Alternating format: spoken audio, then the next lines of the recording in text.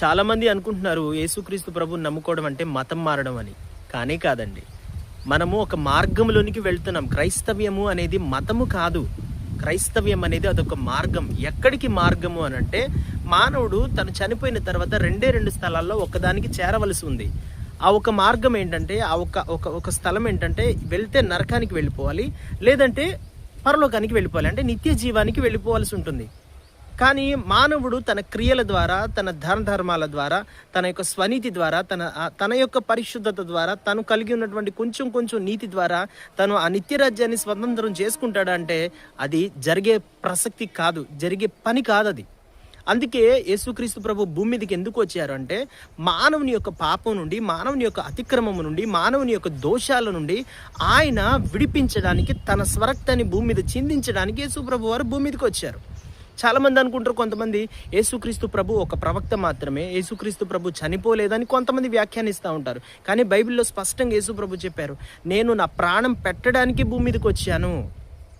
మనుష్య కుమారుడు పాపుల చేతికి అప్పగించబడుతున్నాడు. ఎందుకు అప్పగించబడ్డాడంటే, నిన్ను నన్ను పాపము నుండి విడిపించడానికి, నిన్ను నన్ను శాపం నుండి విడిపించడానికి, నిన్ను నన్ను మనం చేసిన దోషాలు, అతిక్రమాల ద్వారా మనకు కలగబోతున్నటువంటి శిక్షా విధి నుండి మనల్ని విడిపించడానికి మన ప్రభు అయిన యేసుక్రీస్తు వారు నరుడిగా భూమి మీదకి దిగి వచ్చారు. ఇది ఒక రక్షణ సువార్త. ఇది ఒక మతానికి ఆపాదించకూడదండి. యేసుక్రీస్తు ప్రభు ఒక మతాన్ని సిద్ధపరచడానికి లేదా స్థాపించడానికి ఆయన రాలేదు. ఆయన వచ్చిన ఒక్క కారణం ఏంటంటే, మానవుని, అంటే తన పోలికలో కలుగ చేయబడిన ఈ మానవుడు నరకాగ్నికి వెళ్ళిపోకూడదంటే, ఈ పాపం నుండి తనకు ఒక శిక్ష తొలగించబడాలి అంటే తానే ఆ శిక్షకు లోబడిపోవాలి.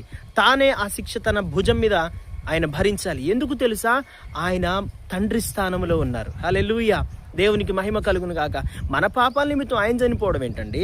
మనిషి చేసిన పాపాల నిమిత్తం మనిషి శిక్ష అనుభవించాలి, కానీ దేవుడు చనిపోవడం ఏంటి అని చాలామంది అంటారు. ఇక్కడ ఒక విషయాన్ని మీరు గమనించాలి.